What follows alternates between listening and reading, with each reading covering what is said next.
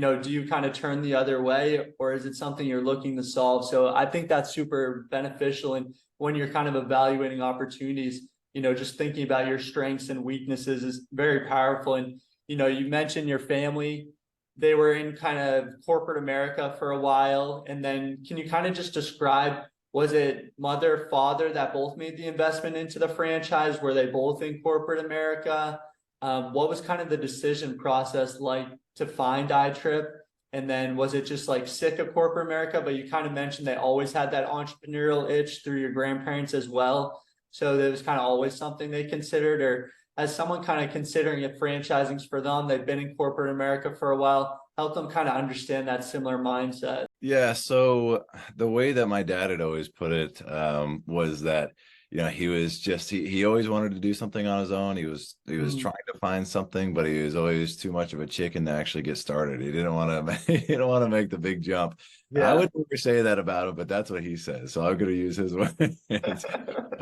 So that was really it. He just finally got to a point to where he felt like it was the right time. My mom, she was not in corporate America. She did work, but she was not in corporate America. So she helped with the business. She was more along the administrative lines in the business.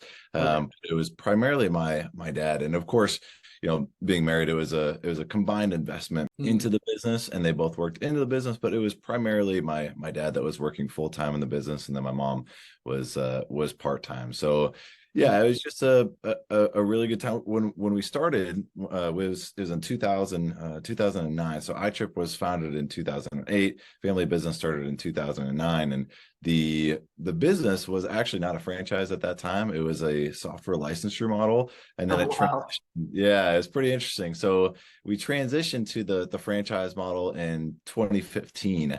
And like you mentioned before, the my dad, he's got a lot of great skills, and he had some entrepreneurial experience in his life, but it was pretty foreign to him. He had no familiarity with short-term rental properties at all. Never owned a short-term rental property. Maybe stayed in one a time or two. And again, this is 2009, so Airbnb is not even a big, platform at this point. Not the household name that it is now. So he had no experience in that whatsoever. And like you mentioned, the franchise model is the biggest benefit is that it plays on your strengths and it helps your weaknesses, right? In my opinion, at least. Yeah.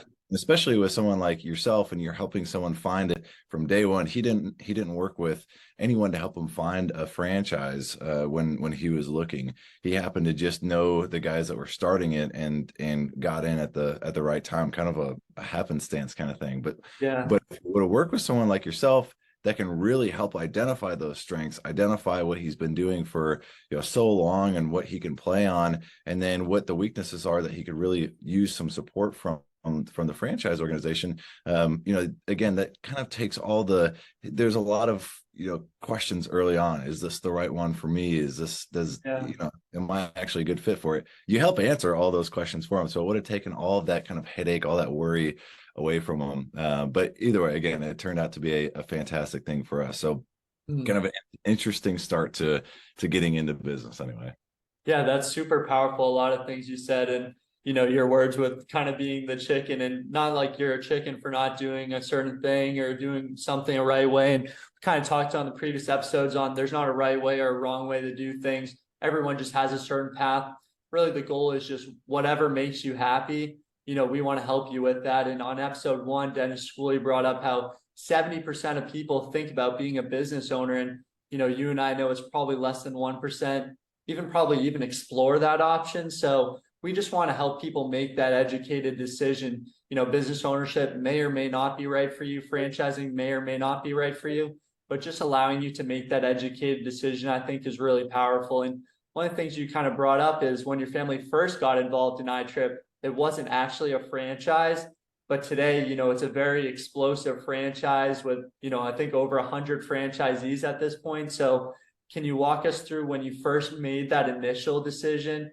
What was kind of iTrip like at that point to where it is today? And, talk about how when you first made that decision, or your father and your family did, how, it really was a much bigger risk without it really being a franchise to kind of where it is today and having those systems in place. And really how we'll kind of limit that risk level, so that if you are considering business ownership, but you don't have that strong risk tolerance, we'll educate you every step of the way so that you can see what that opportunity looks like. So can you kind of just walk us through iTrip from when you made that first decision to if someone has to make that decision today, and kind of how different that is? Yeah, yeah, really good point. So yeah, starting as a software licensure model. So you've got the software itself, or at least in our case, we had the software itself. We had the brand that we could build on, which the brand's been through 3 iterations at this point in terms of logos and and whatnot.